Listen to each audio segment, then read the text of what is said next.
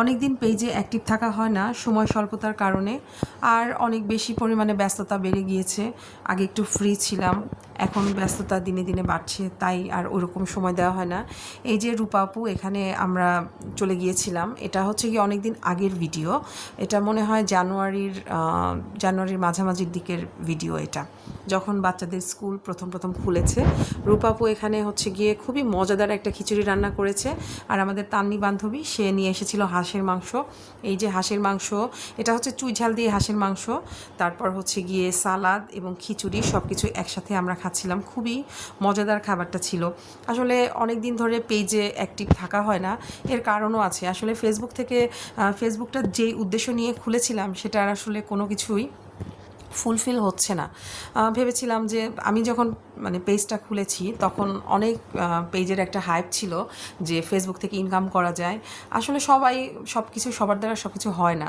তো আমি ভেবেছিলাম যে হয়তো পেজ খুলবো, ভিডিও ছাড়বো, আমিও মনে হয় ইনকাম করব।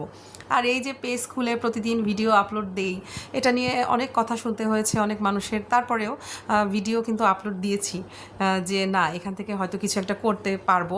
এমনি তো আসলে ভিডিও আপলোড দেওয়ার মতো এত সময় আমার নাই।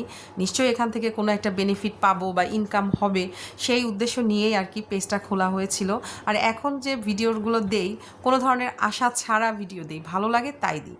তো এই চিতই পিঠেটা কিন্তু অনেক মজা ছিল।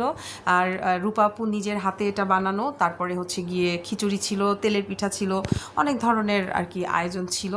তো সবচেয়ে বড় কথা যে আমরা বান্ধবীরা মাঝে মাঝে এরকম আমরা মজা করে থাকি, এবং এটা আমাদের কিন্তু খুব ভালো লাগে, আমাদের একটা রিফ্রেশমেন্টের জায়গা হয়ে গিয়েছে। আর এই যে ঝোলা খেজুরের গুড় দিয়ে চিতই পিঠা খেতে কিন্তু বেশ মজা লাগে। আর যেটা বলছিলাম পেজের কথায়, কার পেজের কী অবস্থা অবশ্যই জানাবেন। আমি তো পেজ থেকে পুরা ডিমোটিভেট হয়ে গিয়েছি। তবে ডিমোটিভেট হয়ে আর যাই হয়, এই মিষ্টিটা কিন্তু খুবই দারুণ খেতে। এটা আমাদের এলাকায় বলে হচ্ছে ছানার জিলাপি। আপুরা কি বলে আমি জানি না। তো আমরা এই কয়েকজন কিন্তু ভালোই আমরা মজা করি, আমরা খাওয়া দাওয়া করি, ভিডিও করি, ভালোই লাগে, এবং আমাদের এটা একটা রিফ্রেশমেন্টের জায়গা হয়ে গিয়েছে। আর এই মিষ্টিটা যারা খান নাই তারা অবশ্যই খাবেন। এটা কিন্তু খুবই মজাদার একটা মিষ্টি, ছানার জিলাপি। কোন এলাকায় কি বলে জানি না, তবে আমাদের এলাকায় এটা বলে ছানার জিলাপি।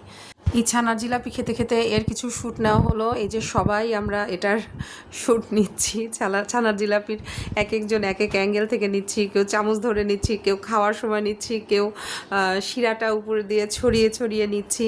এই তো বান্ধবীরা একসাথে হলে আর কি যা হয়। তো আমাদের সবার জন্য দোয়া করবেন, আমাদের ভিডিওগুলো দেখবেন, ভালো লাগলে লাইক, কমেন্ট, শেয়ার করবেন। এই তো, ধন্যবাদ সবাইকে।